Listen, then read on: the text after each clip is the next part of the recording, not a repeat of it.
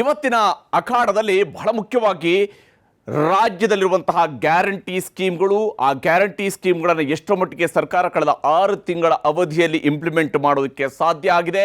ಹಾಗೆಯೇ ಪಂಚರಾಜ್ಯಗಳ ಚುನಾವಣೆಯಲ್ಲೂ ಕೂಡ ಪ್ರಸ್ತಾಪ ಆಗ್ತಾ ಇರುವಂತಹ ಗ್ಯಾರಂಟಿ ಸ್ಕೀಮ್ಗಳು ಯಾವ ಕಾರಣಕ್ಕಾಗಿ ಒಂದು ಕಡೆಯಲ್ಲಿ ಕಾಂಗ್ರೆಸ್ನವರು ಗ್ಯಾರಂಟಿ ಘೋಷಣೆಯನ್ನು ಮಾಡಿದಾಗ ಅದನ್ನು ಟೀಕಿಸ್ತಾ ಇದ್ದಂತಹ ಬಿಜೆಪಿಯೂ ಕೂಡ ಈಗ ಪಂಚರಾಜ್ಯಗಳಲ್ಲಿ ಗ್ಯಾರಂಟಿ ಸ್ಕೀಮ್ಗಳ ಪ್ರಸ್ತಾಪವನ್ನು ಮಾಡ್ತಾ ಇರೋದು ಯಾಕೆ ಮತ್ತು ಎಷ್ಟರ ಮಟ್ಟಿಗೆ ಗ್ಯಾರಂಟಿ ಸ್ಕೀಮ್ಗಳು ಜನರಿಗೆ ತಲುಪಿವೆ, ನಿಜಕ್ಕೂ ಸಕ್ಸಸ್ ಆಗಿದೆಯಾ ಅಥವಾ ಫೇಲ್ಯೂರ್ ಆಗಿದಾರಾ ಸರ್ಕಾರ ಈ ಒಂದು ಯೋಜನೆಗಳನ್ನು ಜಾರಿಗೊಳಿಸೋದ್ರಲ್ಲಿ? ಇದರ ಬಗ್ಗೆ ಇವತ್ತಿನ ವೀಕೆಂಡ್ ಎಡಿಷನ್ನಲ್ಲಿ ವಿಸ್ತೃತವಾಗಿ ಚರ್ಚಿಸೋಣ. ಇದೇ ಇವತ್ತಿನ ವೀಕೆಂಡ್ ಅಖಾಡ.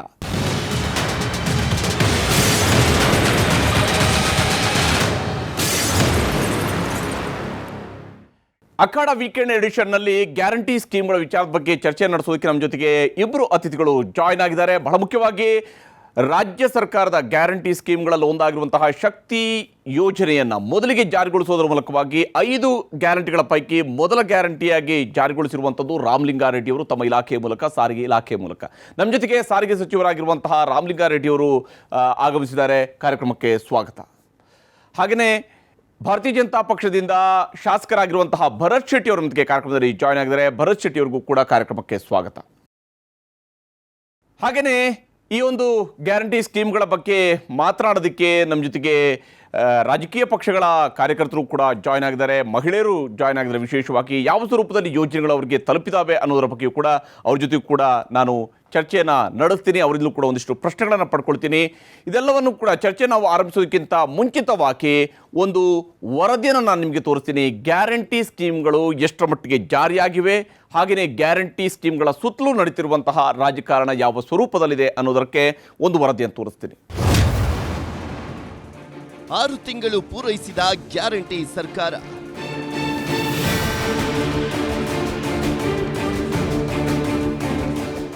ರಾಜ್ಯ ಕಾಂಗ್ರೆಸ್ ಸರ್ಕಾರ 6 ತಿಂಗಳು ಪೂರೈಸಿದೆ. ಸರ್ಕಾರ ರಚನೆ ಆದಾಗಿನಿಂದಲೂ ಕೂಡ ಈವರೆಗೂ ಗ್ಯಾರಂಟಿಗಳದ್ದೇ ದರ್ಬಾರ್. ಒಂದೊಂದು ಗ್ಯಾರಂಟಿಯೂ ಕೂಡ ಒಂದೊಂದು ಮಜಲನ್ನ ಪಡೆದಿದೆ. ರಾಜ್ಯದ 96%ಕ್ಕಿಂತಲೂ ಅಧಿಕ ಜನರಿಗೆ ಒಂದಲ್ಲ ಒಂದು ರೀತಿಯಲ್ಲಿ ಗ್ಯಾರಂಟಿ ಯೋಜನೆಗಳಿಂದ ಪ್ರಯೋಜನ ಆಗ್ತಾ ಇದೆ. ಕಾಂಗ್ರೆಸ್ ಸರ್ಕಾರದ ಮೊದಲ ಗ್ಯಾರಂಟಿ ಶಕ್ತಿ ಯೋಜನೆಯಿಂದ ಮಹಿಳೆಯರಿಗೆ ಬಸ್ ಪ್ರಯಾಣ ಉಚಿತ. ಹೀಗಾಗಿ ಪ್ರತಿನಿತ್ಯ 60 ಲಕ್ಷ ಮಹಿಳೆಯರು ಪ್ರಯಾಣವನ್ನು ಮಾಡ್ತಿದ್ದಾರೆ. ಈವರೆಗೆ 97.30 ಕೋಟಿ ಟ್ರಿಪ್ ಪ್ರಯಾಣ ಆಗಿದೆ. ಗೃಹಜ್ಯೋತಿ ಗ್ಯಾರಂಟಿಯಿಂದಾಗಿ ಪ್ರತಿ ಮನೆಗೆ 200 ಯೂನಿಟ್ ವರೆಗೆ ವಿದ್ಯುತ್ ಉಚಿತ. ರಾಜ್ಯದ 1.56 ಕೋಟಿ ಕುಟುಂಬಗಳಿಗೆ ವಿದ್ಯುತ್ ಫ್ರೀ ಸಿಗ್ತಾ ಇದೆ. ಅನ್ನಭಾಗ್ಯ ಗ್ಯಾರಂಟಿಯಿಂದಾಗಿ ಬಡ ಕುಟುಂಬಗಳ ಪ್ರತಿ ಸದಸ್ಯರಿಗೆ ತಿಂಗಳಿಗೆ 10 ಕೆಜಿ ಅಕ್ಕಿ ಕೊಡುವ ಘೋಷಣೆಯನ್ನ ಮಾಡಲಾಗಿದೆ. ಅಕ್ಕಿ ಕೊರತೆ ಕಾರಣಕ್ಕೆ 5 ಕೆಜಿ ಅಕ್ಕಿ, ಉಳಿದ 5 ಕೆಜಿ ಅಕ್ಕಿಯ ಬದಲು ಡಿಬಿಟಿ ಮೂಲಕ ದುಡ್ಡನ್ನ ಕೊಡಲಾಗ್ತಾ ಇದೆ. ರಾಜ್ಯದ 3.92 ಕೋಟಿ ಫಲಾನುಭವಿಗಳಿಗೆ ಅಕ್ಕಿ ಮತ್ತು ಖಾತೆಗಳಿಗೆ 2,944 ಕೋಟಿ ವರ್ಗಾವಣೆಯಾಗಿದೆ. ಗೃಹಲಕ್ಷ್ಮಿ ಯೋಜನೆ ಅಡಿಯಲ್ಲಿ ಮನೆ ಯಜಮಾನಿಗೆ ತಿಂಗಳಿಗೆ 2,000 ರೂಪಾಯಿಯನ್ನ ನೀಡಲಾಗ್ತಾ ಇದೆ.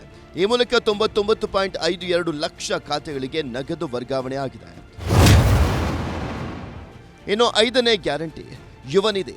ನಿರುದ್ಯೋಗಿ ಪದವೀಧರರಿಗೆ ತಿಂಗಳಿಗೆ 3,000 ರೂಪಾಯಿ, ಡಿಪ್ಲೊಮಾ ಪದವೀಧರರಿಗೆ ತಿಂಗಳಿಗೆ 1,500 ರೂಪಾಯಿ ಕೊಡುವಂತ ಯೋಜನೆ ಇದು. ಇದರಿಂದ 4.5 ಲಕ್ಷ ಯುವ ಜನರಿಗೆ ನೆರವಾಗುವಂತ ನಿರೀಕ್ಷೆ ಇದ್ದು 2024ರ ಜನವರಿಯಿಂದಲೇ ಸಮೀಕ್ಷೆ ನಡೆಯಲಿದೆ. ಇನ್ನು 5ನೇ ಗ್ಯಾರಂಟಿ ಯುವ ನಿಧಿ. ನಿರುದ್ಯೋಗಿ ಪದವೀಧರರಿಗೆ ತಿಂಗಳಿಗೆ 3,000 ರೂಪಾಯಿ, ಡಿಪ್ಲೊಮಾ ಪದವೀಧರರಿಗೆ ತಿಂಗಳಿಗೆ 1,500 ರೂಪಾಯಿ ಕೊಡುವಂತ ಯೋಜನೆ ಇದು. ಇದರಿಂದ 4.5 ಲಕ್ಷ ಯುವ ಜನರಿಗೆ ನೆರವಾಗುವಂತ ನಿರೀಕ್ಷೆ ಇದ್ದು 2024ರ ಜನವರಿಯಿಂದಲೇ ಸಮೀಕ್ಷೆ ನಡೆಯಲಿದೆ. ಗ್ಯಾರಂಟಿ ಫಲದ ಸಮೀಕ್ಷೆಗೆ ಸಮಿತಿ. ರಾಜ್ಯ ಸರ್ಕಾರ ಕೈ ಹಿಡಿದು ಸುಭದ್ರ ಸರ್ಕಾರ ಕೊಟ್ಟ ಗ್ಯಾರಂಟಿಗಳು ನಿಜಕ್ಕೂ ಮನೆ ಬಾಗಿಲಿಗೆ ತಲುಪಿದೆಯಾ ಎಂಬುದರ ಖಾತ್ರಿಗೆ ಸರ್ಕಾರ ಮುಂದಾಗಿದೆ. ಹಾಗೆ ಯಾವುದೇ ಕಾರಣಕ್ಕೂ ಗ್ಯಾರಂಟಿಗಳ ಕ್ಯಾನ್ಸಲ್ ಆಗೋದಿಲ್ಲ ಅಂತ ಡಿಕೆ ಶಿವಕುಮಾರ್ ಆಶ್ವಾಸನೆಯನ್ನ ಕೊಟ್ಟಿದ್ದಾರೆ. ನಾವು ಯಾವ ಕಾರಣಕ್ಕೂ ಇಲ್ಲಿ ಹೇಳ್ತಾ ಇದ್ದೀನಿ, ಕಾಂಗ್ರೆಸ್ ಪಕ್ಷದ ಅಧ್ಯಕ್ಷನಾಗಿ ಹೇಳ್ತಾ ಇದ್ದೀನಿ, ಸರ್ಕಾರದ ಒಬ್ಬ ಜವಾಬ್ದಾರಿಯಾದಂತ ಉಪಮುಖ್ಯಮಂತ್ರಿಗೆ ಹೇಳ್ತೀನಿ, ನಾವು ಯಾವ ಕಾರಣಕ್ಕೂ ನಾವು ಕೊಟ್ಟಿರುವಂತ ಗ್ಯಾರಂಟಿಗಳನ್ನ ವಿಡ್ರಾ ಮಾಡೋದಾಗ್ಲಿ, ಕಡಿಮೆ ಮಾಡೋದಾಗ್ಲಿ, ಬದಲಾವಣೆ ಮಾಡೋದಾಗ್ಲಿ ಬರೋದಿಲ್ಲ. ಇದು ನಮ್ಮ ಖಚಿತ. ಈ ಕಾರ್ಯಕ್ರಮ ನಿಶ್ಚಿತ. 5 ಗ್ಯಾರಂಟಿಗಳ ಪೈಕಿ ಶಕ್ತಿ ಯೋಜನೆಗೆ ಶತಕೋಟಿಯ ಸಂಭ್ರಮ. ಜೂನ್ 11ರಿಂದ ಇಲ್ಲಿಯವರೆಗೂ 100 ಕೋಟಿ 50 ಲಕ್ಷಕ್ಕೂ ಹೆಚ್ಚು ಮಹಿಳೆಯರು ಉಚಿತ ಪ್ರಯಾಣವನ್ನು ಮಾಡಿದ್ದಾರೆ. ಈ ಹಿನ್ನೆಲೆಯಲ್ಲಿ ಶಕ್ತಿ ಯೋಜನೆ ಆರಂಭದ ದಿನ ಬಸ್ಗೆ ನಮಸ್ಕರಿಸಿದ್ದಂಥ ಲಿಂಗವ್ವ ಅವರನ್ನ ಸನ್ಮಾನಿಸಲಾಯಿತು.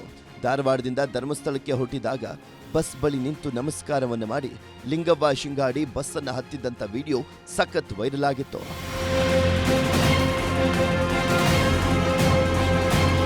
ಮಾನ್ಯ ಮುಖ್ಯಮಂತ್ರಿಗಳಿಂದ ಸನ್ಮಾನವನ್ನು ಸ್ವೀಕಾರ ಮಾಡ್ತಾ ಇದ್ದಾರೆ.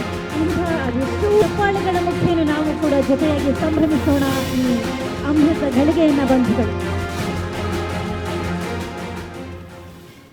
ಇದು ಒಳ್ಳೆ ಕಾರ್ಯಕ್ರಮ ಅಲ್ವಾ?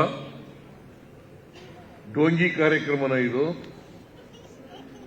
ಅಥವಾ ವಿಫಲ ಆಗಿರ್ತಕ್ಕಂಥ ಕಾರ್ಯಕ್ರಮನ, ಅಥವಾ ಸುಳ್ಳು ಹೇಳ್ತಕ್ಕಂಥ ಕಾರ್ಯಕ್ರಮನ?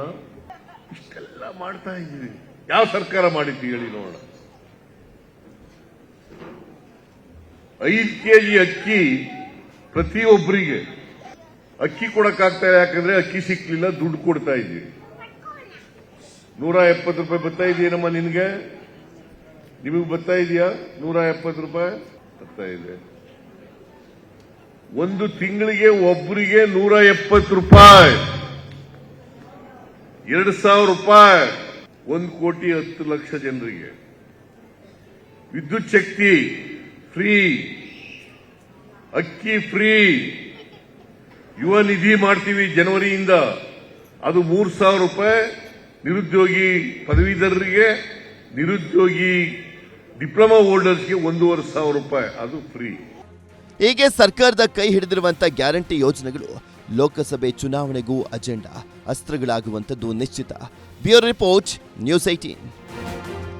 ಎಸ್, ಹೀಗೆ ರಾಜ್ಯದಲ್ಲಿ ಒಂದು ಕಡೆ ಗ್ಯಾರಂಟಿ ಸ್ಕೀಮ್ಗಳ ಜಾರಿಯಾಗಿದೆ, ಮತ್ತೊಂದು ಕಡೆ ಪಂಚರಾಜ್ಯಗಳ ಚುನಾವಣೆಯಲ್ಲೂ ಕೂಡ ಗ್ಯಾರಂಟಿ ಸದ್ದು ಮಾಡ್ತಾ ಇದೆ. ಇದರ ನಡುವೆ ಕೆಪಿಸಿಸಿ ಅಧ್ಯಕ್ಷರೂ ಕೂಡ ಆಗಿರುವಂತಹ ಉಪಮುಖ್ಯಮಂತ್ರಿ ಡಿ.ಕೆ. ಶಿವಕುಮಾರ್ ಅವರು ತಮ್ಮ ಕಾರ್ಯಕರ್ತರಿಗೆ ಹೇಳ್ತಾ ಇದ್ದಾರೆ, BJP ನಾಳೆ ದಿನ ಅಧಿಕಾರಕ್ಕೆ ಬಂದರೆ, ಕೇಂದ್ರದಲ್ಲಿ ಬಂದರೆ ಗ್ಯಾರಂಟಿಯನ್ನು ನಿಲ್ಲಿಸ್ಬಿಡುತ್ತೆ, ಅದಕ್ಕೆ ಪೂರಕವಾದಂಥ ಕಾನೂನನ್ನು ತರಬಹುದು ಅನ್ನುವಂಥ ಮಾತುಗಳನ್ನು ಕೂಡ ಮತ್ತೊಂದು ಕಡೆಯಲ್ಲಿ ತಮ್ಮ ಕಾರ್ಯಕರ್ತರಿಗೆ ಹೇಳ್ತಾರೆ. ಆ ಮೂಲಕ ಮನೆ ಮನೆಗೆ ತೆರಳಿ ಎಲ್ರಿಗೂ ಕೂಡ ಕನ್ವಿನ್ಸ್ ಮಾಡಿ ಈ ಗ್ಯಾರಂಟಿ ಸ್ಕೀಮ್ಗಳು ಎಷ್ಟು ಮುಖ್ಯ ಅನ್ನುವಂಥನ್ನು ಕನ್ವಿನ್ಸ್ ಮಾಡಬೇಕು ಅನ್ನುವಂಥ ಸೂಚನೆಯನ್ನು ಕೊಟ್ಟಿದ್ದಾರೆ. ಇವೆಲ್ಲವೂ ಕೂಡ ರಾಜಕೀಯವಾಗಿ ಇದ್ದಂಥದ್ದೇ. ಆದರೆ ಗ್ಯಾರಂಟಿ ಸ್ಕೀಮ್ಗಳು ನಿಜಕ್ಕೂ ಆರ್ಥಿಕತೆಗೆ ಹೊಡೆತವನ್ನು ಕೊಡುತ್ತಾ, ಜನರಿಗೆ ಬಲವನ್ನು ತಂದು ಕೊಡುತ್ತಾ, ರಾಜ್ಯ ಅಥವಾ ದೇಶ ದಿವಾಳಿ ಆಗುತ್ತಾ, ಮತ್ತೊಂದು ಕಡೆಯಲ್ಲಿ ಕೈಗಾರಿಕೆಗಳ ಅಭಿವೃದ್ಧಿಗೂ ಕೂಡ ಇದರಿಂದ ಸಾಧ್ಯ ಆಗುತ್ತಾ? ಈ ರೀತಿಯಂಥ ಅನೇಕ ಚರ್ಚೆಗಳು ನಡೀತಾನೆ ಇರುವಂಥದ್ದು. ಇದರ ಬಗ್ಗೆ ಈಗ ಚರ್ಚೆನ ಆರಂಭಿಸೋಣ. ನಾನು ಮೊದಲಿಗೆ ಆರಂಭಿಸ್ತೀನಿ ರಾಮಲಿಂಗಾರೆಡ್ಡಿ ಅವರ ಮೂಲಕ. ರಾಮಲಿಂಗಾರೆಡ್ಡಿ ಅವರೇ, ಗ್ಯಾರಂಟಿ ಸ್ಕೀಮ್ಗಳನ್ನು ಘೋಷಣೆ ಮಾಡಿದ್ರಿ, ಅಧಿಕಾರಕ್ಕೆ ಬಂದ್ರಿ, ಮೊದಲಿಗರಾಗಿ ತಾವೇ ತಮ್ಮ ಇಲಾಖೆಯ ಮೂಲಕವಾಗಿ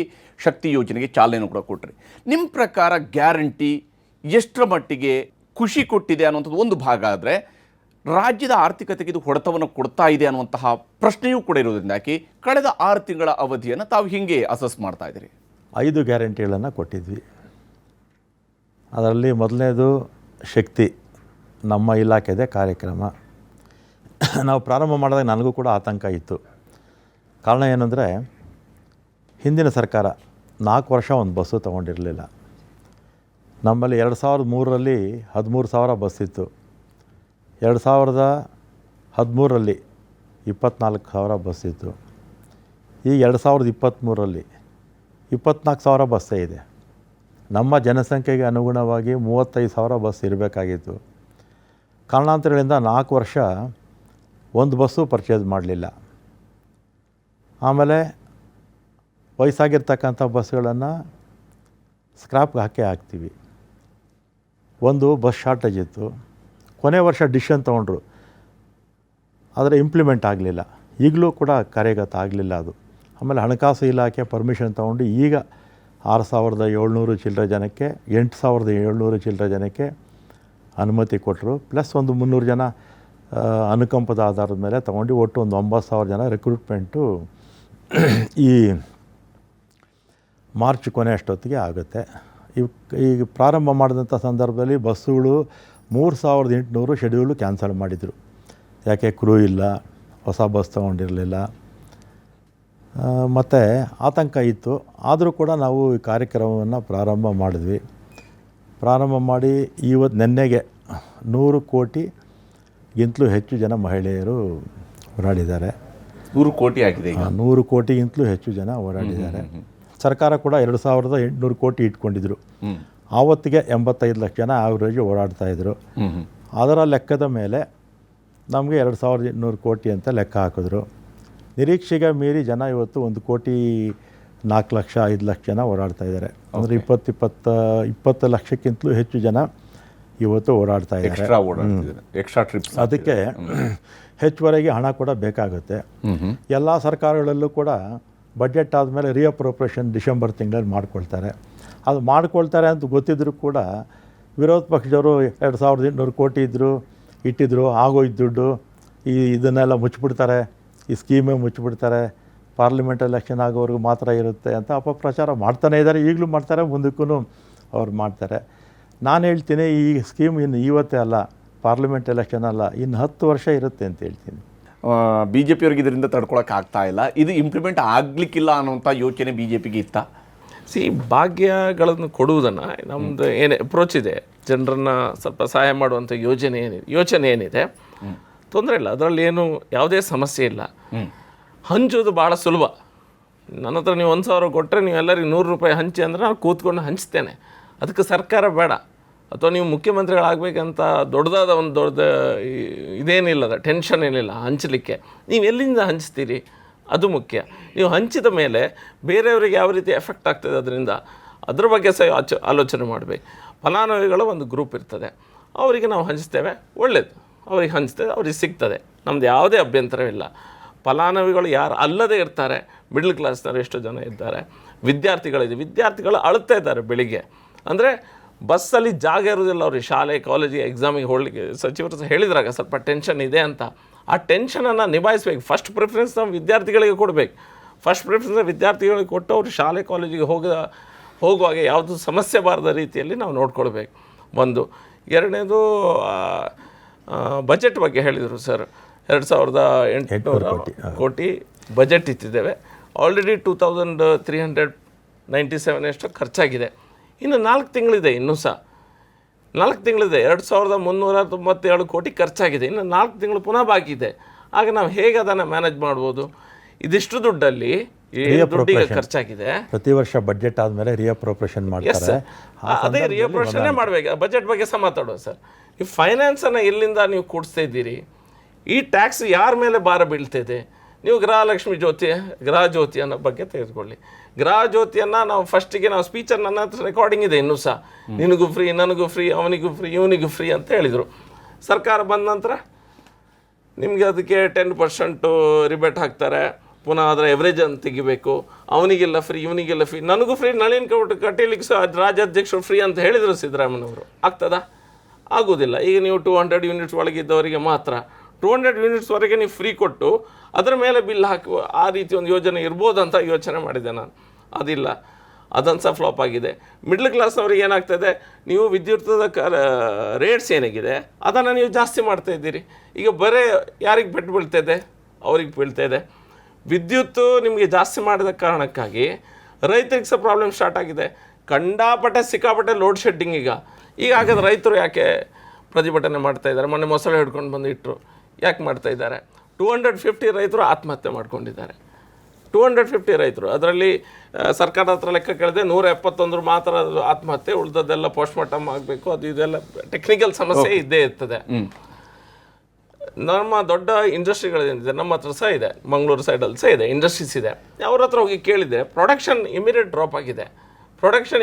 ಡ್ರಾಪ್ ಆಗಿದೆ. ನೀವು 30% of the time, 50% of the time ನೀವು ಲೋಡ್ ಶೆಡ್ಡಿಂಗ್ ಮಾಡ್ತಾನೆ ಇದ್ದರೆ ಇಂಡಸ್ಟ್ರೀಸ್ ಹೇಗೆ ರನ್ ಆಗ್ತದೆ? ನಿಮ್ಮ ಜೀನ್ಸ್ ಫ್ಯಾಕ್ಟ್ರೀಸ್ ಎಲ್ಲ ಹೋಗಿದೆ. ಎಷ್ಟೋ ಕುಟುಂಬಗಳಿಗೆ ಅದರಿಂದ ಪೆಟ್ಟು ಬಿದ್ದಿದೆ. ನೀವು ಕರೆಂಟ್ ತಗೊಳ್ಲಿಕ್ಕೆ ಸಹ ಈಗ ದುಡ್ಡು ಉಂಟಾ ಇಲ್ವಾ ನನಗೆ ಗೊತ್ತಿಲ್ಲ. ವೈಟ್ ಪೇಪರ್ ಶ್ವೇತಪತ್ರವನ್ನು ಹೊರಡಿಸಿದ್ರೆ ನಮಗೆಲ್ಲರಿಗೂ ಗೊತ್ತಾಗ್ತದೆ what is the financial situation ಅಂತ. ಬಜೆಟನ್ನು ನಾನು ನೋಡಿದ್ದೇನೆ. GSDP ರೇಟನ್ನು ಯಾವುದೇ ಕ್ಯಾಪಿಟಲ್ ಸ್ಪೆಂಡಿಂಗ್ ಮಾಡದೆ ಬೊಮ್ಮೆಯವರು ಬಜೆಟನ್ನು ಪ್ರೆಸೆಂಟ್ ಮಾಡಿ ಸಿದ್ದರಾಮಯ್ಯ ಬಜೆಟ್ ಸ್ಪೆಂಡ್ ಮಾಡುವಾಗ ಸಡನ್ನಾಗಿ GSDP ರೇಟು ಕರ್ನಾಟಕ ಸ್ಟೇಟ್ ಇದು ಎಂಥದ್ದು ಬ್ಲೋಟ್ ಆಗಿ ಬಂದಿದೆ. ಕ್ಯಾಪಿಟಲ್ ಎಕ್ಸ್ಪೆಂಡಿಚರೇ ಇಲ್ಲ. ಹಾಗೆ ನೀವು ಅದೀಗ ನೆಕ್ಸ್ಟ್ ಲೋನ್ ತಗೊಳ್ಳಿಕ್ಕೆ ಅದರ GSDPಯನ್ನು ಸ್ವಲ್ಪ ಜಾಸ್ತಿ ಮಾಡಿ ತೋರಿಸಿದ್ದಾರೆ ಅನ್ನೋದು ಅದನ್ನು ನೋಡಿದಾಗ ಎನಿ ಟೆಕ್ನಿಕಲ್ ಎಕನಾಮಿಕ್ ಪರ್ಸನ್ಸಿಗೆ ಸಹ ಗೊತ್ತಾಗ್ತದೆ. ಈಗ ಮುಂದಿರೋದು ನಾನು ಎಲ್ಲರ ಭಾಷಣ ಕೇಳಿದ್ದೇನೆ. ರಾಹುಲ್ ಗಾಂಧಿ ಅವರು ಮಾತಾಡಿದರು, ಪ್ರಿಯಾಂಕಾ ಗಾಂಧಿ ಅವರು ಮಾತಾಡಿದರು. ಆ ಆರೋಗ್ಯ ಕಾರ್ಯಕರ್ತರಿಗೆ, ಆಶಾ ಕಾರ್ಯಕರ್ತರಿಗೆ ಸಂಬಳ ಜಾಸ್ತಿ ಮಾಡ್ತೇನೆ, ನಂಬರ್ಸ್ ಹೇಳಿದರು ಇಷ್ಟು ಮಾಡ್ತೇನೆ ಅಂತ. ಇನ್ನೂ ಮಾಡಲಿಕ್ಕೆ ಆಗಲಿಲ್ಲ. ಯುವ ನಿಧಿಯನ್ನು ಮಾಡ್ತೇನೆ ಅಂತ ಹೇಳಿ ಎಲ್ಲ ನಿರುದ್ಯೋಗಿಗಳಂತ ಹೇಳಿದರು. ನೀವೆಲ್ಲ ಸ್ಕೀಮ್ಗಳಲ್ಲಿ ಡಾಟೆಡ್ ಲೈನ್ಸಲ್ಲಿ ಕಂಡೀಷನ್ಸ್ ಅಪ್ಲೈ ಅಂತ ಆಗ ಹಾಕಿರಲಿಲ್ಲ. ಈಗ ನೀವು ಕಂಡೀಷನ್ಸ್ ಅಪ್ಲೈ ಹಾಕಿದ್ರಿ. ನೀವು ನಿರುದ್ಯೋಗಿಗಳಿಗೆ ಡಿಪ್ಲೊಮಾ ಮಾಡಿದರೆ 1,500, ಡಿಗ್ರಿ ಮಾಡಿದ ನಿರುದ್ಯೋಗಿಗಳಿಗೆ 3,000 ಅಂತ ಹಾಕಿದ್ರಿ. ಇನ್ನೂ ಸಹ ನಮ್ಮ ಹತ್ರ ಡಾಟಾನೇ ಇಲ್ಲ. ರಾಮಲಿಂಗಾರೆಡ್ಡಿ ಅವರೇ, ನೀವು ಘೋಷಣೆಯನ್ನು ಮಾಡಿದಾಗ ಕೊಟ್ರಿ, ಆದ್ರೆ ಈಗ ಡಾಟ್ ಲೈನ್ ಹಾಕಿ ಹೇಳ್ತಾ ಇದ್ರಿ, ಸ್ಟಾರ್ ಮಾರ್ಕ್ ಹಾಕಿ ಹೇಳ್ತಾ ಇದ್ರಿ, ಇಲ್ಲ ಕಂಡೀಷನ್ಸ್ ಅಪ್ಲೈ ಅಂತ ಹೇಳ್ತಾ ಇದ್ರಿ ಅಂತ ಹೇಳ್ಕೊಂಡು. ಈಗ ಯಾವ ಡ್ಯಾಮ್ಸಲ್ಲೂ ನೀರಿಲ್ಲದೆ ಇರೋದ್ರಿಂದ ಸಹಜವಾಗಿ ವಿದ್ಯುತ್ ಉತ್ಪಾದನೆ ಕಡಿಮೆ ಆಗ್ತಾಯಿದೆ, ಕಡಿಮೆ ಆಗಿದೆ ಅಲ್ವಾ. 200 ಚಿಲ್ಲರೆ ತಾಲೂಕಲ್ಲಿ 239 40 ತಾಲೂಕಲ್ಲಿ 200 ತಾಲೂಕು ಬರ ಅಂತ, ಅಂದರೆ ಆಲ್ಮೋಸ್ಟ್ 95% ತಾಲೂಕುಗಳು ಬರ ಅಂತಾಗಿದೆ. ಯಾವ ಕೆರೆಗಳಲ್ಲೂ ನೀರಿಲ್ಲ. ಹೋದ ವರ್ಷ ತುಂಬಿರೋ ಕೆರೆಗಳಲ್ಲಿ ಬಿಟ್ಟರೆ ಯಾವ ಡ್ಯಾಮಲ್ಲೂ ನೀರಿಲ್ಲ. ಸಹಜವಾಗಿ ಉತ್ಪಾದನೆ ಕಡಿಮೆ ಆಯಿತು. ಉತ್ಪಾದನೆ ಕಡಿಮೆ ಆದಾಗ ನಾವಿನ್ನು 2 ಮಾತ್ರ ಉಳ್ಕೊಂಡಿದೆ, ಸೋಲಾರ್ದೊಂದು ಇದೊಂದು ಅಲ್ವಾ. ನಮ್ಮಲ್ಲಿ ವಿದ್ಯುತ್ ಇಲ್ಲ. ಈಗ ಬೇರೆ ರಾಜ್ಯಗಳಿಂದ ತಗೊಂಡು ಏನು 5 ಅವರ್ ಕೊಡ್ತಾಯಿದ್ವಿ, 7 ಅವರ್ ಕೊಡ್ತೀವಿ ಅಂತಲೇ ಹೇಳ್ತಾ ಇದ್ದೀವಿ. ವಿದ್ಯುತ್ತೇ ಮಳೆ ಡ್ಯಾಮ್ಗಳಲ್ಲಿ ನೀರೇ ಇಲ್ಲ ಅಂದಾಗ ಸಹಜವಾಗಿ ಕಡಿಮೆ ಆಗೇ ಆಗುತ್ತೆ. ಎಲ್ಲ ರೀತಿಯಿಂದ ಬರ ಇದೆ. ಇದೆಲ್ಲದೂ ಸಹ ವಿಷಯನ ನೀವು ಎಲ್ಲ ವಿಷಯಗಳನ್ನ ನೀವು 10 kg ಅಕ್ಕಿ ಕೊಡ್ತೆ ಅಂತ ಹೇಳಿದ್ರಿ. ಪುನಃ 10 kg ಅಕ್ಕಿ ಅಂತ ಸಹ ನೀವು ಜನರಿಗೆ ಕೊಡ್ತೀನಿ. ಯಾವುದು ನಾವು 5 kg ಸರ್ಕಾರದಿಂದ ಬರ್ತದೆ, ಕೇಂದ್ರ ಸರ್ಕಾರದಿಂದ. ಪುನಃ 10 kg ಎಷ್ಟು ಜನರಿಗೆ? ಮನೆಯಲ್ಲಿರುವ ಎಲ್ಲರಿಗೆ 10 kg ಕೊಡ್ತೇವೆ, ಒಬ್ಬರಿಗಲ್ಲ. ನಾನು ನಿಮ್ಮ ಹತ್ರ ಅವ್ರು ಸ್ಟೇಟ್ಮೆಂಟ್ ಕೊಡ್ತೇನೆ. ಮನೆಯಲ್ಲಿರುವ ಎಲ್ಲರಿಗೂ ಸಹ ಪ್ರತಿ ತಲೆಗೆ ಕೊಡ್ತೀವಿ ಅಂತ ಹೇಳಿದ್ದಾರೆ. ಈಗ ಪ್ರತಿ ತಲೆಗೆ ಈಗ ಏನು ಮಾಡ್ತಾ ಇದ್ದಾರೆ, 5 kg ಕೊಟ್ಟರು, ಮತ್ತೊಂದು 5 kg ಪ್ರತಿಯೊಬ್ಬನಿಗೂ, ಪ್ರತಿ ಮನೆಯವರಿಗೂ ಕೊಡಬೇಕು, ಪ್ರತಿ ಪರ್ ಹೆಡ್ಡು. ಅಂದರೆ 170 ಹತ್ರ ಎಷ್ಟೋ ಬರ್ತದೆ. ಈಗ ಪರ್ ಹೆಡ್ ನೀವು 45 35 ಎಷ್ಟೋ ನೀವು ಕೌಂಟಿಗೆ ಹಾಕ್ತಾಯಿದ್ದೀರಿ. ಪುನಃ ನೀವು ಎಲ್ಲ ವಿಷಯಗಳನ್ನು ನೀವು ಕೇಂದ್ರ ಸರ್ಕಾರನೇ ದೂರೋದಾದರೆ ರಾಜ್ಯ ಸರ್ಕಾರ ಯಾಕೆ ಮತ್ತೆ ನೀವು ಯಾಕೆ ಗ್ಯಾರಂಟಿ ಕೊಟ್ರಿ ಅಂತ ಒಂದು ನೀವು ಅದನ್ನು ಮಾಡಲೇಬೇಕಲ್ಲ. 5 kg ಅಕ್ಕಿ ಕೊಡ್ತೀವಿ. ಹೌದು. ಏನು ಕೇಂದ್ರ ಸರ್ಕಾರ ಅಲ್ಲ, ಕೇಂದ್ರ ಸರ್ಕಾರ ಏನು ಅಕ್ಕಿ ಬೆಳೀತಾರಾ? ನಾವು ಬೇರೆ ರಾಜ್ಯಗಳವರು ಬೆಳೆಯೋ ಅಕ್ಕಿನ ಅವರು ಸೆಂಟ್ರಲ್ ಗೋಡನಲ್ಲಿ ಇಟ್ಟಿರ್ತಾರೆ. ಇದು ಮೊದಲೆಲ್ಲ ಕಾಸು ತೊಗೊಂಡು ಕೊಡೋರು, ಈಗ ಸಬ್ಸಿಡಿ, ಈಗ ಫ್ರೀ ಕೊಡ್ತಾಯಿದ್ದಾರೆ. 5 kg ಜೊತೆಗೆ 5 kg 10 kg ನಾವು ಅಕ್ಕಿ ಕೊಡ್ತೀವಿ ಅಂತ ಹೇಳಿದ್ವಿ. ನಾವು ಹಿಂದೆ 7 kg ಕೊಡ್ತಾಯಿದ್ವಿ. ನಾವು ಅಕ್ಕಿ ಗೋಡನಲ್ಲಿ ಬಿದ್ದಿತ್ತು. ಕಾಸು ಕೊಡ್ತೀವಿ ಕೊಡ್ರಪ್ಪ ಅಂತ ಹೇಳಿದ್ವಿ. 34 ಚಿಲ್ಲರೆ ರೂಪಾಯಿ ಮೊದಲು ಕೊಡ್ತೀವಿ ಅಂತೇಳಿ ಪತ್ರ ಬರೆದ್ರು. 2 ದಿನಕ್ಕೆ ಫುಡ್ ಮಿನಿಸ್ಟ್ರು ಇಲ್ಲ ಕೊಡೋಕ್ಕಾಗಲ್ಲ ಅಕ್ಕಿ ಅಂತ ಹೇಳಿದ್ರು. ನಾವೇನು ಮಾಡಿದ್ವಿ, ಬೇರೆ ರಾಜ್ಯಗಳಲ್ಲಿ ಕೇಳಿದ್ವಿ. ಎಲ್ಲೂ ಕೂಡ ನಮಗೆ ಸಫಿಷಿಯೆಂಟಾಗಿ ಒಂದು ವರ್ಷಕ್ಕಾಗುವಷ್ಟು ಅಕ್ಕಿ ಇರಲಿಲ್ಲ.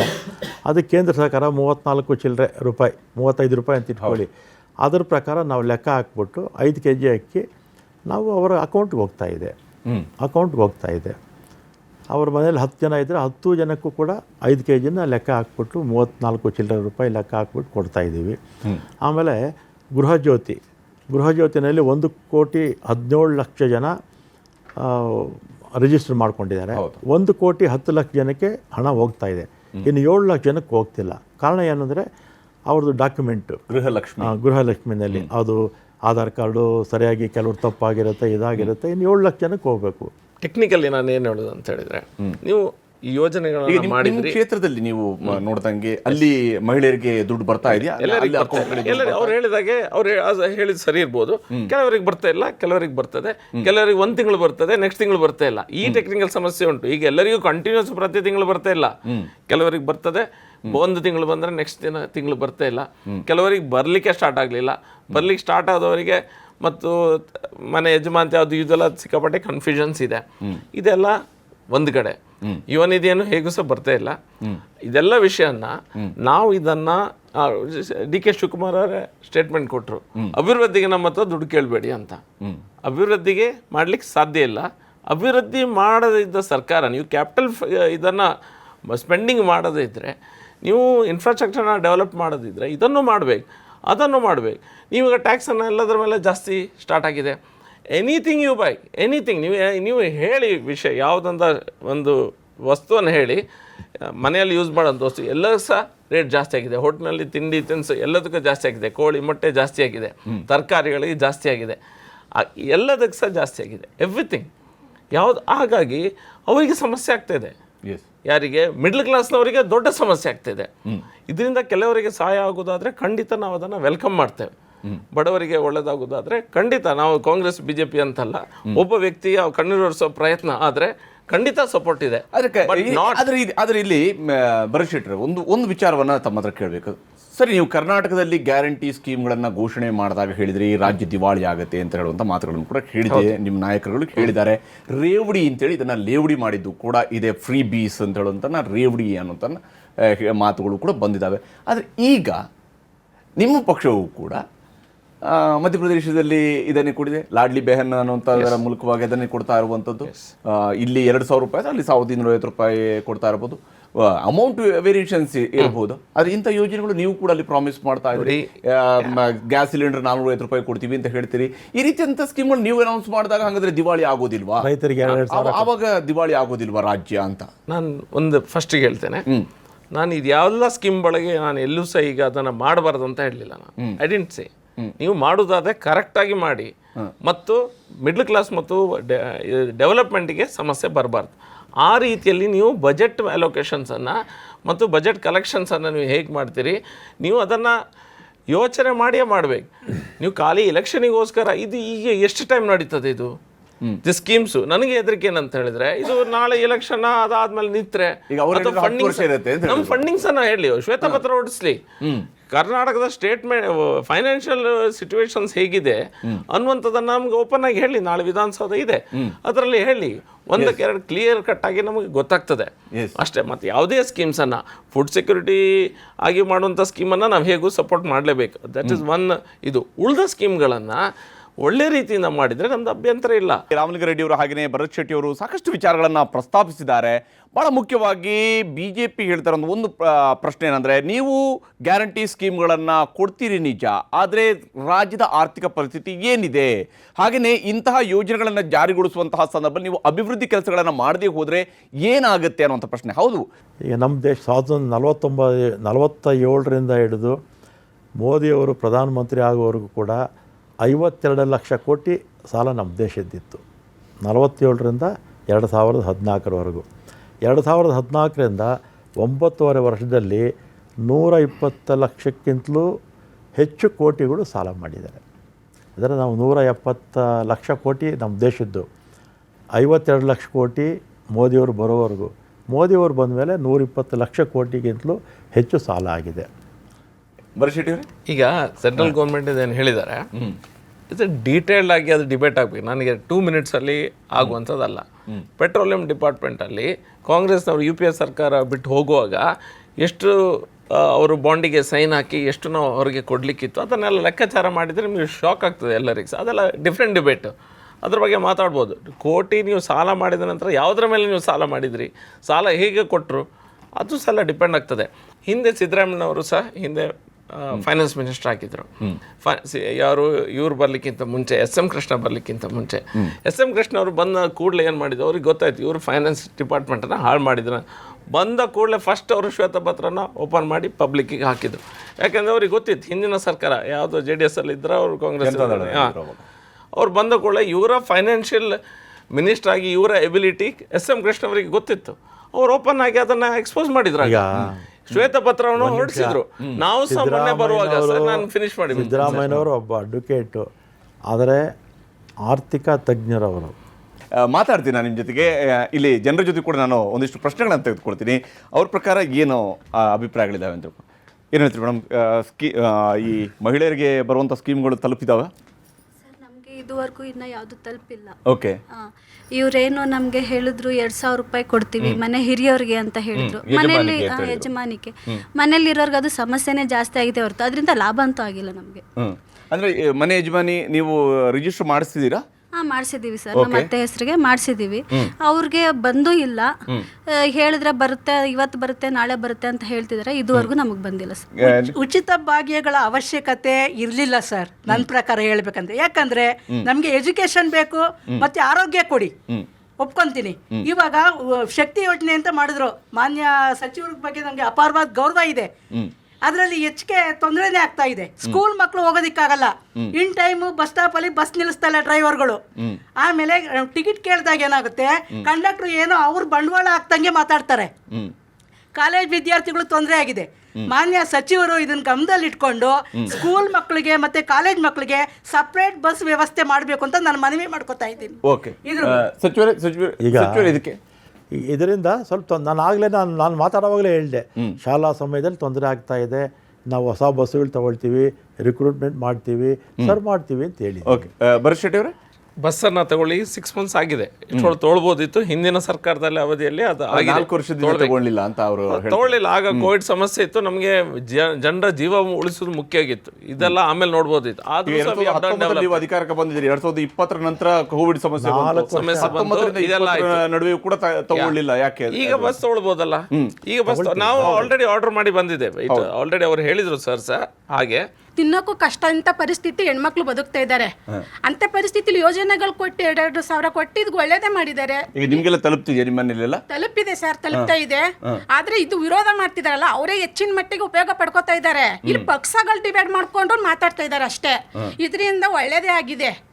ಆಮೇಲೆ ನಾನು ರಾಮಲಿಂಗ ಸರ್ಗೆ ಒಂದು ಪ್ರಶ್ನೆ ಕೇಳಬೇಕು ಸರ್. ಇದು SC ST ಗೆ ಅಂತ 11,000 ಕೋಟಿ ಇಲ್ಲ ಮೇಡಮ್, ನಾನು ಕೇಳಬೇಕು. 11,000 ಕೋಟಿ ಇದು ನಮಗೆ ಪರಿಶಿಷ್ಟ ಜಾತಿ ಮತ್ತೆ ಪರಿಶಿಷ್ಟ ಪಂಗಡಗಳಿಗಂತ ವಿಶೇಷ ಫಂಡ್ ಇದೆ ಅಲ್ವಾ, ಅದು ಕರೆಕ್ಟಾಗಿ ನಮಗೆ SC ST ಗೆನೆ ಬಳಕೆ ಆಗ್ತಾ ಇದ್ದ ಇಲ್ಲ ದುರ್ಬಳಕೆ ಮಾಡ್ತಾ ಇದ್ದಾರಾ? ನನ್ಗಿದು ಉತ್ತರ ಬೇಕು. ಆಗಲ್ಲಮ್ಮ, ದುರ್ಬಳಕೆ ಯಾವುದೇ ಕಾರಣ. SCTSP ಬಗ್ಗೆ ಅವರು ಕೇಳ್ತಾ ಇದ್ದಾರೆ. 11,000 crores ಅನ್ನ ಶೆಡ್ಯೂಲ್ ಕಾಸ್ಟ್ ಮತ್ತು ಶೆಡ್ಯೂಲ್ ಟ್ರೈಬ್ನವ್ರಿಗೆ ಏನು ಮೀಸಲಾಗಿ ಇಟ್ಟಿದ್ದಾರೆ, ಆ ಫಂಡ್ಸ್ ಅನ್ನ ಈಗ ಅವ್ರಿಗೆ ಏನು ಬೇರೆ ಕೆಲಸಗಳಿಗೆಲ್ಲ ಅದನ್ನು ಯೂಸ್ ಮಾಡ್ತೇವೆ. ಅವರ ಇನ್ಫ್ರಾಸ್ಟ್ರಕ್ಚರ್ ಡೆವಲಪ್ಮೆಂಟು, ಅವ್ರ ಎಜುಕೇಷನು, ಅವ್ರ ಸ್ಕಾಲರ್ಶಿಪ್ಪು, ಇದೆಲ್ಲ ಏನು ನಾವು ಸ್ಪೆಂಡ್ ಮಾಡಬೇಕಿತ್ತು ಅದನ್ನೆಲ್ಲ SC ST ಅವರಿಗೆ ಕೊಡ್ತೇವೆ ಅಂತ ಹೇಳಿ ಬೇರೆ ರೀತಿಯಿಂದ ಅದನ್ನ 11,000 crores ಅನ್ನ ಸ್ಪೆಂಡ್ ಮಾಡ್ತಾ ಇದ್ದಾರೆ ಸರ್ಕಾರ. SC ST ಅವರಿಗೆ ಅವರ ಡೆವಲಪ್ಮೆಂಟ್ಗೆ ನಾವು ಏನನ್ನ ಇಟ್ಟಿದ್ದೇವೆ ಅದನ್ನ ನಾವಿಲ್ಲ ಅದಕ್ಕೆ ಈ ಭಾಗ್ಯಕ್ಕೆ ಹಾಕಿದ್ದೇವೆ, ಅವರು ಸಹ ಆ ಭಾಗ್ಯದಲ್ಲಿ ಇದ್ದಾರೆ. ನೀವು ಆ ಭಾಗ್ಯಗಳಿಗೆ ಬೇರೆ ಸ್ಕೀಮನ್ನೇ ಕೊಡಿ. ನಮ್ಮ ಭಾಗ್ಯ ನಾನು ಪುನಃ ಹೇಳ್ತಾ ಇದ್ದೇನೆ, ನೀವು ಭಾಗ್ಯ ಕೊಡೋದಾದ್ರೆ ಕೊಡಿ, ಅವ್ರಿಗೆ ಸಹ ಅದನ್ನು ಇನ್ವಾಲ್ವ್ ಮಾಡಿ ಕೊಡಿ. ಆದರೆ ಅವರಿಗೆ ಮೀಸಲಾಗಿಟ್ಟದ 11,000 crores ಅನ್ನ ಅವರ ಎಜುಕೇಷನ್ನಿಗೆ, ಅವರ ಇನ್ಫ್ರಾಸ್ಟ್ರಕ್ಚರ್ ಡೆವಲಪ್ಮೆಂಟಿಗೆ, ಅವರ ಹಾಸ್ಟೆಲ್ ಅಭಿವೃದ್ಧಿಗೆ ಇದಕ್ಕೆಲ್ಲ ಇಟ್ಟದನ್ನು ನೀವು ಮೈನಸ್ ಮಾಡಿ ನೀವು ಇದಕ್ಕೆ ಟ್ರಾನ್ಸ್ಫರ್ ಮಾಡಿ ನಾನು ಫೈನಾನ್ಷಿಯಲ್ ಮ್ಯಾನೇಜ್ಮೆಂಟ್ ಮಾಡ್ತೆ ಅಂತ ಹೇಳಿದ್ರೆ ತಪ್ಪು. ನಮ್ಮ ಪ್ರಬಲವಾದ ವಿರೋಧ ಇದೆ.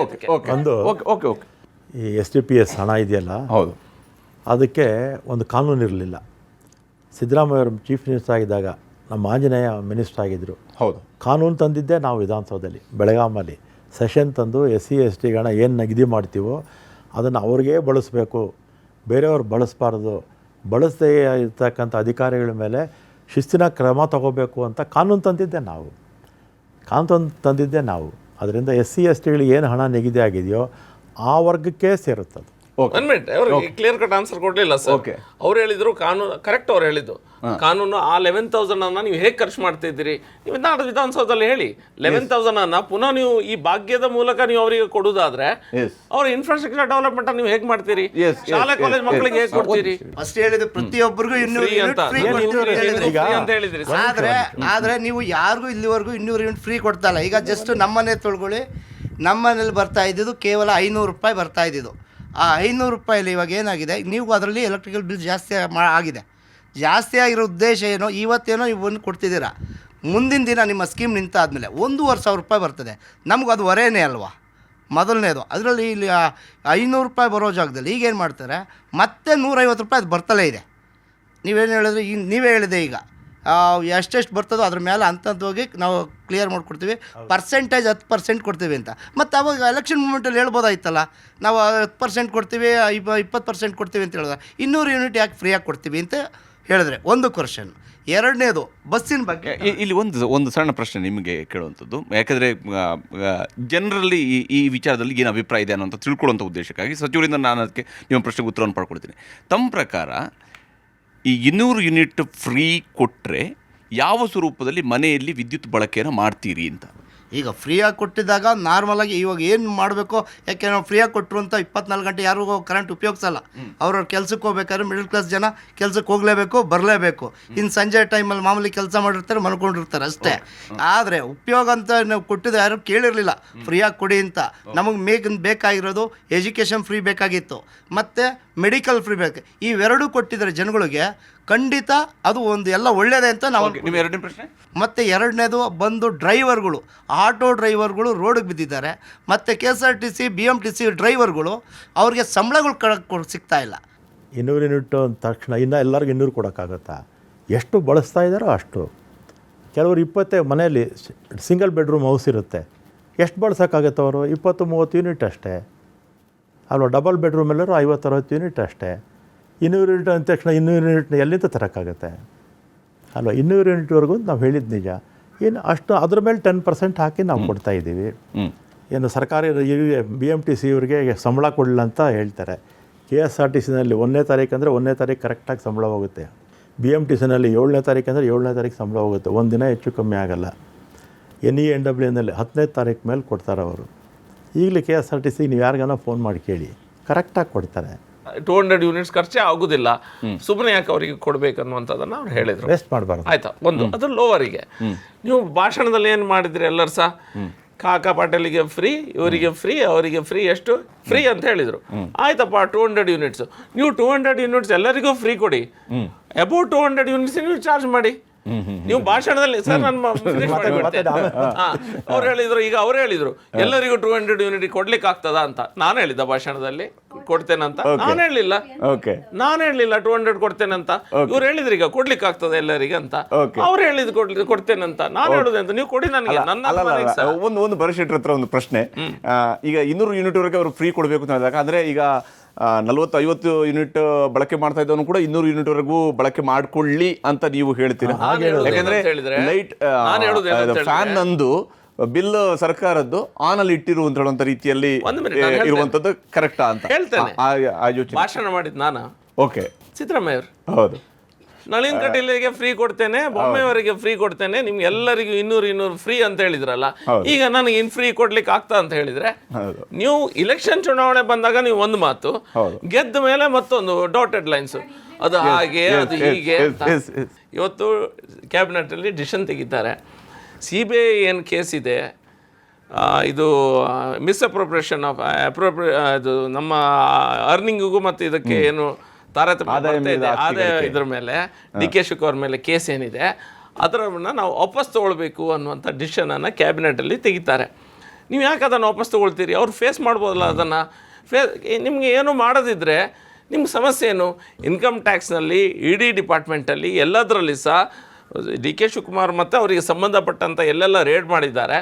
ಬೇರೆ ಬೇರೆ ರೀತಿಯಲ್ಲಿ ದುಡ್ಡುಗಳು, ಅದಕ್ಕೆ ಸಂಬಂಧಿತ ಡಾಕ್ಯುಮೆಂಟ್ಸ್ಗಳು ಆಗಿದೆ. Let him come out clean. ನೀವು ಕ್ಯಾಬಿನೆಟಿಂದ ಒಂದು ಡಿಸಿಷನ್ ತೆಗೆದು DK ಶಿವಕುಮಾರ್ ಕರಪ್ಟ್ ಮಾಡಿದಾರಾ ಇಲ್ವಾ, ನಾನು ಅದ್ರ ಬಗ್ಗೆ ಕಮೆಂಟ್ ಮಾಡ್ಲಿಕ್ಕೆ ಹೋಗುದಿಲ್ಲ. Until he is not guilty until proven ಅಂತ ಏನು ಹೇಳ್ತಾರೆ, ಅದು ಬೇರೆ ವಿಷಯ.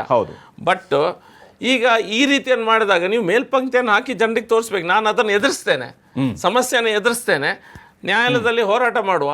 ಏನಾದರೂ ಪ್ರೂಫ್ ಇದ್ರೆ ತೋರಿಸಿ, ಪ್ರೂಫ್ ಇಲ್ಲದಿದ್ರೆ ಬಿಡಿ, ಆಯ್ತಲ್ಲ.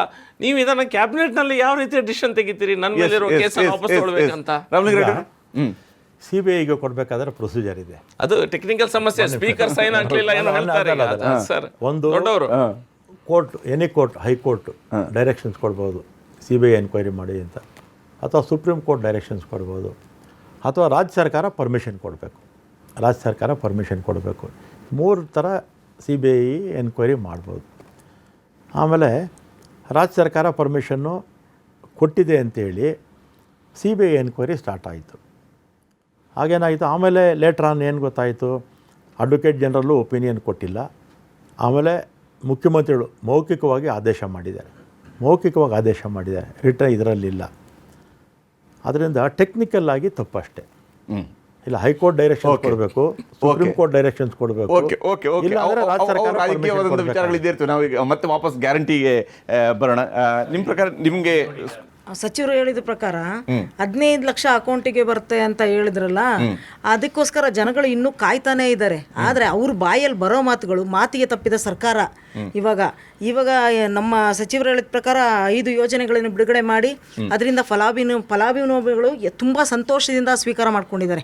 ಅಕೌಂಟಿಗೆ ದುಡ್ಡು ಬಾರದೇ ಇದ್ದವರು ಕೆಲವರು ಫಾಲ್ಟ್ ಹೇಳ್ತಾ ಇದಾರಲ್ಲ, ಪ್ರೊಸೀಜರ್ ಪ್ರಕಾರ ಏನೋ ಅವ್ರಿಗೆ ಡಾಕ್ಯುಮೆಂಟ್ ಪ್ರಾಬ್ಲಮ್ ಆಗಿರಬೇಕು, ಹಂಗಾಗಿ ಅಕೌಂಟಿಗೆ ಬಂದಿಲ್ಲ. ಈಗ ಪ್ರೊಸೀಸ್ ಮಾಡ್ತಾ ಇದ್ರೆ ನೆಕ್ಸ್ಟ್ ಮಂತ್ ಅಲ್ಲಿ ಎಲ್ಲರಿಗೂ ಕ್ಲಿಯರ್ ಆಗಂತ ಪರಿಸ್ಥಿತಿ ಬರ್ತಾ ಇದೆ. 2500 ನೋಡಕ್ಕೂ ಪ್ರಾಬ್ಲಮ್ ಆಗ್ತಿತ್ತು. ಈಗ 2000 ಬಂದಿದ್ದು ಬಹಳ ಸಂತೋಷದಿಂದ ಸ್ವೀಕಾರ ಮಾಡ್ತಿದ್ದಾರೆ. ಉದ್ಯೋಗದಲ್ಲಿ ಎಷ್ಟು ಖಾಲಿ ಪೋಸ್ಟ್ಗಳಿದೆ, 13,000 ಪೋಸ್ಟ್ಗಳಿವೆಲ್ಲ ಸರ್. ಈಗ ಸರ್ಕಾರನೂ ಬಂದಿದೆ. ನಾವು ಹೇಳೋದು ರಿಕ್ರೂಟ್ಮೆಂಟ್ ಫಸ್ಟ್ ಮಾಡಿ ಸರ್. ಈಗೆಲ್ಲ ಎಷ್ಟೋ ಜನ ಈಗ ನೋಡ್ತಾ ಇದ್ದೀವಿ, ಕಂಡಕ್ಟರ್, BMTC ಇವರೆಲ್ಲ ಎಷ್ಟು ಒದ್ದಾಡ್ತಿದ್ದಾರೆ, ಸ್ಟ್ರೆಸ್ಸಲ್ಲಿ ಒದ್ದಾಡ್ತಿದ್ದಾರೆ ಡ್ಯೂಟಿಯಲ್ಲಿ.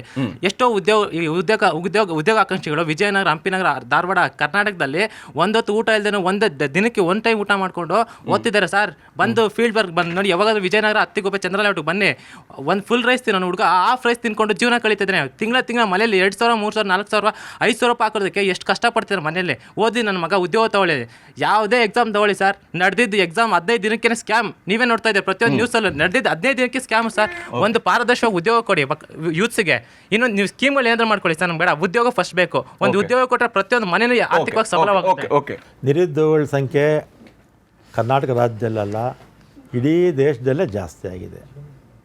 ಇಡೀ ದೇಶದಲ್ಲಿ ಇವತ್ತು ಮನಮೋಹನ್ ಸಿಂಗ್ ಅವರಿದ್ದಾಗ ಮತ್ತು ನರಸಿಂಹರಾವ್ ಅವರಿದ್ದಾಗ ಹೊಸ ರಿಫಾರ್ಮ್ಸ್ ತಂದು ಜಾಗತೀಕರಣದಲ್ಲಿ ಬೇಕಾಷ್ಟು ಹೊರದೇಶದಿಂದ ಬೇರೆಯವರೆಲ್ಲ ಬಂದು ನಮ್ಮ ದೇಶದಲ್ಲಿ ಇನ್ವೆಸ್ಟ್ಮೆಂಟ್ ಮಾಡಿದ್ರು. ಉದಾಹರಣೆಗೆ ಐ ಟಿ ಸೆಕ್ಟ್ರಲ್ಲಿ ಎಷ್ಟು ಲಕ್ಷ ಜನ ಉದ್ಯೋಗ ಮಾಡ್ತಾಯಿದ್ರು ನಮ್ಮ ಕರ್ನಾಟಕ ರಾಜ್ಯದಲ್ಲಿ ಅಲ್ವಾ? IT ಸೆಕ್ಟ್ರ್ ಒಂದರಲ್ಲಿ ಲೆಕ್ಕ ಹಾಕ್ಕೊಳ್ಳಿ. ಉದ್ಯೋಗ ಸೃಷ್ಟಿ ಆಗಬೇಕಾದ್ರೆ ಹೊಸ ಉದ್ಯಮಿಗಳು ಬರಬೇಕು. ಎಲ್ಲಿ ಬರ್ತಾಯಿದೆ ಹೊಸ ಉದ್ಯಮಿಗಳು? ಬರ್ತಿಲ್ಲ. ಹೊಸ ಉದ್ಯಮಿಗಳು ಬರ್ತಿಲ್ಲ. ಹೊಸ ಉದ್ಯಮಿಗಳು ಬಂದರೆ ಮಾತ್ರ ಉದ್ಯೋಗ ಸೃಷ್ಟಿ ಆಗುತ್ತೆ. ನಮಗೆ ನೀವು ದಿನ ಮೀನು ಕೊಡಬೇಡಿ, ಮೀನು ಹಿಡಿಲಿಕ್ಕೆ ಕಳಿಸಿಕೊಡಿ ಅಂತ ಹೇಳ್ತಾ ಇದ್ದಾರೆ. ಸೂಕ್ಷ್ಮವಾಗಿ ನಾವು ಅವರನ್ನು ಗಮನಿಸ್ಬೇಕು. ಅದೇ ರೀತಿಯಲ್ಲಿ ಉಳಿದವರಿಗೆ ಯಾರಿಗೆ ನಾವು ಸೆಕ್ಯೂರಿಟಿಯನ್ನು ಕೊಡಲಿಕ್ಕೆ ಈಗ 2,000 ಕೊಡೋದಾ, ಮತ್ತೊಂದು ಕೊಡೋದಾ, ಅದರಿಂದ ಯಾರ್ದಾದ್ರು ಸಮಸ್ಯೆ ಪರಿಹಾರ ಆಗೋದಾದರೆ ಖಂಡಿತ ಅಭ್ಯಂತರ ಇಲ್ಲ. ಅವ್ರ ಅಕ್ಕ ಏನು ಹೇಳಿದ್ರಾಗ ಅವ್ರು ಹೇಳಿದರು, ಮಹಿಳೆಯರಿಗೆ ಸ್ವಲ್ಪ ಸ್ವಾತಂತ್ರ್ಯ ಸಿಕ್ಕಿದೆ ಬಸ್ಸಲ್ಲಿ. ಓಕೆ, ನಾನು ಪುನಃ ಅದನ್ನೇ ಹೇಳ್ತಾ ಇದ್ದೇನೆ, ನೀವು ಅದನ್ನು ಮಾಡಿ. ಆದರೆ ನೀವು ಫೈನಾನ್ಷಿಯಲ್ ಸಿಸ್ಟಮನ್ನು ನೀವು ಡೆವಲಪ್ಮೆಂಟ್ ಮಾಡದೆ, ಕ್ಯಾಪಿಟಲ್ ಎಕ್ಸ್ಪೆಂಡಿಚರ್ ಏನೂ ಇಲ್ಲದೆ ಈ ರೀತಿಯಲ್ಲಿ ಸರ್ಕಾರ ತೊಗೊಂಡು ಹೋದರೆ, ಪಂಜಾಬಲ್ಲಿ ಏನಾಗಿದೆ, ಡೆಲ್ಲಿಯಲ್ಲಿ ಏನಾಗ್ತಾಯಿದೆ, ನಿಮ್ಮ ಲಾಸ್ಟಿಗೆ ಒಂದು ಸಿಚುವೇಶನ್ ಬರ್ತದೆ, ನಾವು ಬಿಲ್ ಕಟ್ಟಲಿಕ್ಕೆ ಆಗೋದಿಲ್ಲ, ಸರ್ಕಾರ ಬುರುಸಾಗ್ತದೆ, ಆಗ ಇದೆಲ್ಲ ಸ್ಕೀಮ್ಗಳು ಕ್ಯಾನ್ಸಲ್ ಆಗ್ತದೆ. ಸರ್, ಭಾಗ್ಯಗಳು ಕೊಟ್ಟಿರೋದು ಒಳ್ಳೆಯದೇ. ಕೆಲವು ಜನಕ್ಕೆ, ಒಂದು ಕೆಳವರ್ಗದ ಜನಕ್ಕೆ ಅಂದರೆ ಬಡವರಿಗೆ ಅದು ಯೂಸ್ಫುಲ್ ಆಗಿರ್ತಕ್ಕಂಥದ್ದೇ. ಈ ಮಧ್ಯಮ ವರ್ಗದವರಿಗೆ ಅದು ಅವಶ್ಯಕತೆ ಇದ್ದರೆ ಉಪಯೋಗ ಮಾಡ್ಕೊತಾರೆ, ಸಮಯ ಇಲ್ದಿದ್ದವ್ರಿಗೆ ಇಲ್ಲ. ಇನ್ನು ಮೇಲ್ವರ್ಗದವ್ರಿಗೆ ಇದ್ರ ಅವಶ್ಯಕತೆ ಇಲ್ಲ. ಜನರನ್ನು ಜಾಗೃತರನ್ನಾಗಿ ಮಾಡಬೇಕು ಸರ್. ಜನಕ್ಕೆ ಏನು ಬೇಕು, ಏನು ಅವಶ್ಯಕತೆ ಇದೆ ಅದನ್ನು ಕೊಡಬೇಕು. ಜನಕ್ಕೆ ಶಿಕ್ಷಣ ಬೇಕಾಗಿದೆ. ಅರ್ಧವರ್ಷ ಜನ ನಿಮ್ಮಲ್ಲಿ ಬೇಲಲ್ಲೇ ತಿರುಗಾಡ್ತಾ ಇದ್ದಾರೆ, ಲೀಡರ್ಸ್ ಎಲ್ಲ, ಇನ್ಕ್ಲೂಡಿಂಗ್ ನ್ಯಾಷನಲಿಂದ ಸ್ಟೇಟ್ವರೆಗೆ. ಬಟ್ ಪರ್ಸ್ನಲ್ ಅಟ್ಯಾಕ್ ಬೇಡ ಅಂತ ನಾನು ಸಹ ಐ ನಾಟ್ ಗೋಯಿಂಗ್. ಅಕ್ಕ ಒಂದು ಪಾಯಿಂಟನ್ನು ಹೇಳಿದರು, ಇದೆಲ್ಲ ಆಗುವಾಗ ನಮ್ಮ ಗೌರ್ಮೆಂಟ್ ಆ್ಯಟಿಟ್ಯೂಡ್ ಹೇಗಿರಬೇಕು, ವಿ ಶುಡ್ ಬಿ ಎಲ್ಲರ ಸೈಡಲ್ಲೂ ಇರಬೇಕು. ಕಡೆದಾಗಿ ಗ್ಯಾರಂಟಿ ಸ್ಕೀಮ್ಗಳು ಎಷ್ಟರ ಮಟ್ಟಿಗೆ ಸರ್ಕಾರ ಸಕ್ಸಸ್ ಆಗಿದೆ ಅಂತ ಹೇಳಿ ತಾವು ಪ್ರತಿಪಕ್ಷದಲ್ಲಿ ಇದ್ದು ಒಬ್ಬ ಶಾಸಕರಾಗಿ ನಿಮ್ಮ ಕ್ಷೇತ್ರದಲ್ಲಿ ನೋಡಿದ ಪ್ರಕಾರವೂ ಕೂಡ ಎಷ್ಟರ ಮಟ್ಟಿಗೆ ಈ ಸರ್ಕಾರದ ಗ್ಯಾರಂಟಿ ಸ್ಕೀಮು ಕರೆಕ್ಟಾಗಿ ಇಂಪ್ಲಿಮೆಂಟ್ ಆಗಲಿಲ್ಲ. ಎಲ್ಲೂ ಸಹ ಕರೆಕ್ಟಾಗಿ ಇಂಪ್ಲಿಮೆಂಟ್ ಇನ್ನೂ ಸಹ ಆಗಲಿಲ್ಲ. ಟೋಟಲ್ ಆಗಿ ಯುವ ನಿಧಿ ಇರ್ಬೋದು, ಏನೆಲ್ಲ ನೀವು ಆಶ್ವಾಸನೆಗಳನ್ನು ಕೊಟ್ಟಿದ್ರಿ, ನೀವು ಅದನ್ನು ಡಾಟೆಡ್ ಲೈನ್ ಇಲ್ಲದೆ ಕಂಡೀಷನ್ಸ್ ಅಪ್ಲೈ ಅಂತ ಕೆಳಗೆ ಹಾಕದೆ ನಿಮಗೆ ಪೂರ್ತಿ ಮಾಡಲಿಕ್ಕೆ ಆಗಲಿಲ್ಲ. ನಾನು ಇದಕ್ಕೆ ಯಾವುದಕ್ಕೂ ವಿರೋಧಗಿರೋದು ಅಂತ ಹೇಳ್ತಾ ಇಲ್ಲ. ನೀವು ಅದನ್ನು ಇಂಪ್ಲಿಮೆಂಟ್ ಆಗುವಾಗ ಸೂಪರ್ ಫೇಲಿಯರ್ ಆಗಿದೆ. ಮತ್ತು ಏನೆಲ್ಲ ಭಾಷೆ ಕೊಟ್ಟಿದ್ರಿ ಅದನ್ನು ನಿಮಗೆ ನುಡಿದಂತೆ ನಡೆದಂಥ ಸರ್ಕಾರ ಅಂತ ಹೇಳಲಿಕ್ಕೆ ಸಾಧ್ಯನೇ ಇಲ್ಲ. ಪಾಯಿಂಟ್ ಬೈ ಪಾಯಿಂಟ್ ಹೇಳ್ಬೋದು. ಸೂಪರ್ ಸಕ್ಸಸ್ ಅಲ್ಲ, ಸೂಪರ್ ಫೇಲ್ಯೂರ್ ಆಗಿದೆ ಅಂತ ಹೇಳ್ತಾರೆ. ಇಲ್ಲಿ ಅವ್ರು ಹೇಳಿ, ವಿರೋಧ ಪಕ್ಷದಲ್ಲಿದ್ದಾರೆ ಅವ್ರು ಹೇಳಿ. ಆಮೇಲೆ ಇವರಿಗೆ ಬಡವರ ಬಗ್ಗೆ ಭಾಳ ಕಾಳಜಿ ಇದೆ ಪಾಪ, ಒಪ್ಕೊಂಡು. ಆಮೇಲೆ ಮಧ್ಯಮ ವರ್ಗದವರು ಜೀವನ ಮಾಡೋಕ್ಕೆ ಕಷ್ಟ ಆಗ್ತಾಯಿದೆ, ಜೀವನ ಮಾಡೋಕ್ಕೆ ಕಷ್ಟ ಆಗ್ತಾಯಿದೆ ಅಂತ ಹೇಳ್ತಾ ಇದ್ದಾರೆ. 400 ರೂಪಾಯಿ ಇದ್ದು ಗ್ಯಾಸ್ನ 1,200 ರೂಪಾಯಿ ಆಯಿತು. ಎಷ್ಟು? ಮನಮೋಹನ್ ಸಿಂಗ್ ಅವರು ಇಲ್ದಾಗ 400 ರೂಪಾಯಿ ಇದ್ದು ಗ್ಯಾಸು 1,200 ಆಯಿತು. ಈಗ ಎಲೆಕ್ಷನ್ ಬಂತು, 200 ರೂಪಾಯಿ ಕಡಿಮೆ ಮಾಡ್ತಾರೆ. ಡೀಸೆಲ್ಲು 45-46 ರೂಪಾಯಿ ಇತ್ತು, ₹100 ಮೇಲೆ ಹೋಗ್ಬಿಟ್ಟಿತ್ತು, ಈಗ ಮನೆ ಸ್ವಲ್ಪ ಕಮ್ಮಿ ಮಾಡಿದ್ರು. ಆಮೇಲೆ ಪೆಟ್ರೋಲು 60 ಚಿಲ್ಲರೆ ಇತ್ತು, 60 ಚಿಲ್ಲರೆ 100 ದಾಟಿತ್ತು, ಕಡಿಮೆ ಮಾಡಿದ್ದಾರೆ. ಮಕ್ಕಳು ಫೀಸು ಜಾಸ್ತಿ ಆಗ್ತಾಯಿದೆ. ಮಕ್ಕಳು ಯೂನಿಫಾರ್ಮ್, ಬಟ್ಟೆ ಮೇಲೆ ಫೀಸು, ಹಾಲ್ ಮೇಲೆ ಟ್ಯಾಕ್ಸು, ಮೊಸರು ಮೇಲೆ ಟ್ಯಾಕ್ಸು, ಕೂತ್ರೆ GST, ನಿಂತರೆ GST. ಇದೆಲ್ಲ ಎಲ್ಲಿಂದ ಯಾರು ಮತ್ತು ಜನ ಬದುಕೋಕ್ಕಾಗತ್ತಾ? ಇದೆಲ್ಲ ಆಗ್ತಿರೋದು ಯಾರು? ಕೇಂದ್ರ ಸರ್ಕಾರ. ಕೇಂದ್ರ ಸರ್ಕಾರ ಆಮೇಲೆ ನಾವು ಇರಿ. ಆಮೇಲೆ ಯೂರಿಯಾ ಎಷ್ಟು ಗೊತ್ತಾ? ₹700 ಇದ್ದಿದ್ದು ₹2,000 ಆಗಿದೆ. ಆಮೇಲೆ ಎಕ್ವಿಪ್ಮೆಂಟ್ಸ್, ಅಗ್ರಿಕಲ್ಚರಲ್ ಎಕ್ವಿಪ್ಮೆಂಟ್ಸ್ 2 ಪಟ್ಟು 3 ಪಟ್ಟು 4 ಪಟ್ಟು ಜಾಸ್ತಿ ಆಯಿತು. ಎಲ್ಲ ಅಗ್ರಿಕಲ್ಚರ್ ಎಲ್ಲ GST, ಎಲ್ಲದರ ಮೇಲೂ GST. ನೀರು ಬಿಟ್ಬಿಟ್ಟು, ನೀರು ಗಾಳಿ ಬೆಳಕು ಬಿಟ್ಟು ಎಲ್ಲದರ ಮೇಲೂ GST. GST ಅಂತ ಹೇಳಿದ್ರು, ಎಲ್ಲೋ ಒಂದು GST ಬೇರೆ ರೂಪದಲ್ಲಿ ಟ್ಯಾಕ್ಸ್ ಬರ್ತಾ ಇತ್ತು ಹಿಂದೆ. ಅದು ಹೆಸರು ಮಾತ್ರ ಚೇಂಜ್ ಆಗಿದೆ, GST ಅಂತ. GST ಅಂತ ಹೇಳಿದ್ರೆ ಹಿಂದೆ ಬೇರೆ ಟ್ಯಾಕ್ಸ್ ಇರಲಿಲ್ಲ. ಸೆಂಟ್ರಲ್ ಗವರ್ಮೆಂಟ್ UP ಅವರು ಕಲೆಕ್ಟ್ ಮಾಡ್ತಿರ್ಲಿಲ್ವಾ? ಟ್ಯಾಕ್ಸ್ ಇತ್ತೆ, ಎಲ್ಲದ್ರ ಮೇಲೆ ಇತ್ತು, ಎಲ್ಲದ್ರ ಮೇಲೆ ಇತ್ತು. ಎಷ್ಟು ಅಂತ ಇತ್ತು ಅಷ್ಟೇ. ಈಗ ಅವ್ರು ದಿನನಿತ್ಯದ ಬೆಳೆ ಇಳಿಕೆ ಏನ್ ಹೇಳ್ತಾ ಇದ್ದಾರೆ, it's a state subject. Central ಯಾವ ಟ್ಯಾಕ್ಸ್ ಇದೆ ನಿಮ್ದು ಕರ್ನಾಟಕದಲ್ಲಿ ಯಾವ್ದಕ್ಕೆಲ್ಲ ಜಾಸ್ತಿ ಆಗಿದೆ, ಕೇರಳದಲ್ಲ ಮತ್ತೊಂದಲ್ಲಿ ಹೋಗಿ ಗುಜರಾತ್ ಅಲ್ಲಿ ಹೋಗಿ ನೋಡಿದ್ರೆ ಡಿಫ್ರೆನ್ಸಸ್ ಇದೆ. ಇಲ್ಲಿಗೆ ಸಡನ್ ಆಗಿ ಜಾಸ್ತಿ ಆಗಿದೆ ಯಾಕೆ? ಅಕ್ಕಿ ಪ್ಲೇಟ್ ಜಾಸ್ತಿ ಆಗಿದೆ ಯಾಕೆ? ಎಲ್ಲ ಕಡೆಯಲ್ಲಿ ಸೇಮ್ ರೇಟ್ ಇಲ್ಲ, ತರಕಾರಿಯಲ್ಲಿ ಇಲ್ಲಿ ಜಾಸ್ತಿ ಆಗಿದೆ.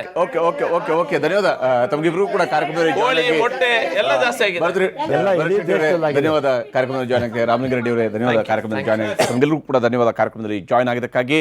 ಒಟ್ಟಾರೆಯಾಗಿ ಗ್ಯಾರಂಟಿ ಸ್ಕೀಮ್ಗಳ ಸುತ್ತಲೂ ಕೂಡ ಸಾಕಷ್ಟು ಚರ್ಚೆ ಇದ್ದೇ ಇದೆ.